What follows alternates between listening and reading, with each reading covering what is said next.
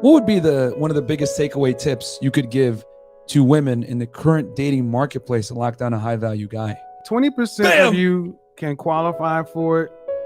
Maybe 10% of you will land it. This high value thing has worked because it just says women are hypergamous. They want to consolidate on the highest value man possible, but that may be different. See, that's possible.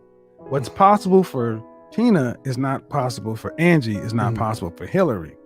So now I got women finally asking themselves the question, what does the kind of man that you want from a woman? What they're doing is not working. Right. Look on your left finger and ask yourself, are you sporting the wedding ring of a man of value? If not, it's not working. Right. And I would tell women, if they want a high value man, understand you have to put a lifestyle plan together for that. You have to really scrutinize yourself inside and out, head to toe. You got to be brutally honest. Then you're going to have to do something most women aren't willing to do. Develop a financial strategy to enter into the market. It costs money to live in these areas, to be around men like this. Yes. And you're going to have to invest, which means sacrifice.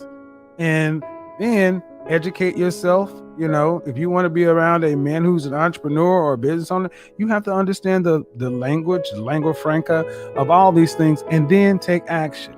Many women just thought it was just good enough to be pretty and have wow, and it's not enough. Men understand that we have to be competitive. And like I said, one of the biggest things is I don't begrudge women wanting what they want. Are you willing to compete to get it? And I talk to women all the time. Yeah. And I use my professional sales skills, my probing, my questioning, my ability to reframe, restate. It's all sales. Yeah. And oftentimes a salesperson would blow a sale because you would assume something that was not there instead of asking a question a different way, or losing your patience or getting off track. And it costs you money. So people are like, I don't know if I can have the patience. I'm like, if your money's on the line, I don't know why. You better develop more patience. In sales, if you're in a salesperson, there's a book called The Challenger Sale. Pick it up, read it. The Challenger Sale states that there are 5 different kinds of salesperson: relational salesperson, lone wolf, hard worker, somebody else in a challenger. And consistently in bull markets or bear markets, and up markets or down markets, regardless as the industry or whatever, there's one kind of salesperson that continues to outperform all the others. And it's called the challenger. The challenger comes into the sales environment above the prospect. Now, let's imagine you guys had a multi-million-dollar business, and I'm trying to sell you guys my advertising. Yeah. Most people are going to come in here and, hey man, like your jacket. Hey buddy, what's your so forth? Blah, blah. Hey, let's take you out over to the strip club. I'm going to come in and I'm going to actually sit up higher, because I'm going to learn enough about you to consult you and say, I understand last year you lost this deal to your competitor. So it's the consultative sales approach of a challenger. And a challenger salesperson does 3 things in any process. They teach, they tailor, and they take control. So when I'm talking to women, I'm teaching them something that they don't know. I tailor the message that they can understand it, and I take control. Now, a lot of guys, what they'll do is they'll tell women what they want to hear, and that works to make women feel good as a placebo. But if you're a personal trainer and tell people, hey man, eat what you want, do what you want, you know, it's not going to help your client get any better shape. High value is not my concept. It's been around for a long time. What I did is I sat down with some academicians, scholars, anthropologists, sociologists, reading, and I just said, who are the men across time and space, across cultures, across continents, who've always separated themselves from the pack? What are some of the things they shared in common? And then I just applied and tried to make it as simple as possible. Sales, keep it simple, stupid. 1, it starts with income.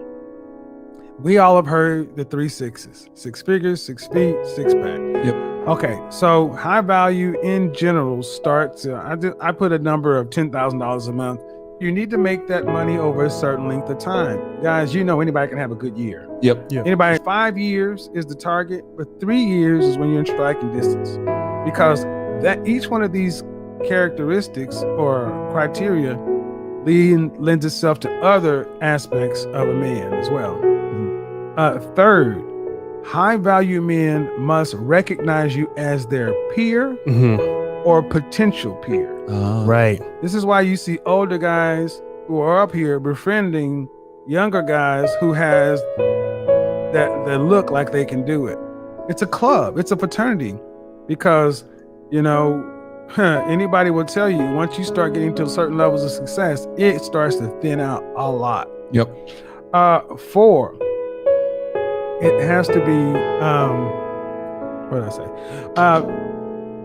Visibility. Needs to be LinkedIn level. People have to be able to understand what you do. You're a cardiologist at Johns Hopkins. You're a vice president of mergers and acquisitions at Morgan Stanley. I'm an entrepreneur. 2 of those 3 things, we at a glance know what it means. The third one requires more information. LinkedIn level, meaning that people, it needs to be visible to where people can kind of understand it. You have a Phantom, great, but if it's in the garage all the time, do you really have a Phantom? Does it really matter? And the last 2 are, this is not an order of importance, but the last 2 are the most important. Network. You must have a network of other high value men and others. No one can have a network of sheer high value men. But let's say all 5 of us were going to sit down and do business. Let's say you had 50 million. Let's say you had 10 million, 10 million, 10 million, 10 million, and he has 50. And each one of us has a Rolodex or a network of 250 high value contacts. We all sit down and we're going to make a venture. He has twice the money, he has no contacts. It is more likely that person is going to come and leech off of our network. Okay. That's true. Yep. And he's going to try to buy his way in. And I'm sorry, we have the money, but we know that our contacts took us a lot to gain, and you're going to guard your territory because having networks of contacts is immeasurable. And this is why networks are so important. See, I'll say there's no real high value loners because a lot of times guys will try to buy their way into it, but lack the social skills. Even if you put him in contact with your network, he likely just blow our connections because he doesn't have the people skills. And lastly, utility. You must be of use to others and the group. Bam. Yeah. If you're of no use, I want to be used. Yeah. You say, Kevin, when you gonna come down, such and so forth. Okay. What good is all this high value talk if you're not going to be useful to somebody? Yeah. It's just self-serving bullshit. Now, I don't expect anybody to be a martyr. You're going to get something out of it, but high value is a mindset more than anything else. But you have to have these other markers because whether we like it or not, the market decides. Yes. Yeah. The market Very decides everything. The market decided that Phantom is worth more than this, it's worth more than that. The market decides all of our relative value, and what we can do is do what we can to increase or decrease it according to the outcomes we want. And I say this to a lot of guys, don't kill yourself if you're not high valued. That's not the only way to be successful. Yeah. There are plenty of ways to live a fulfilled life that doesn't require all the things that I'm talking about.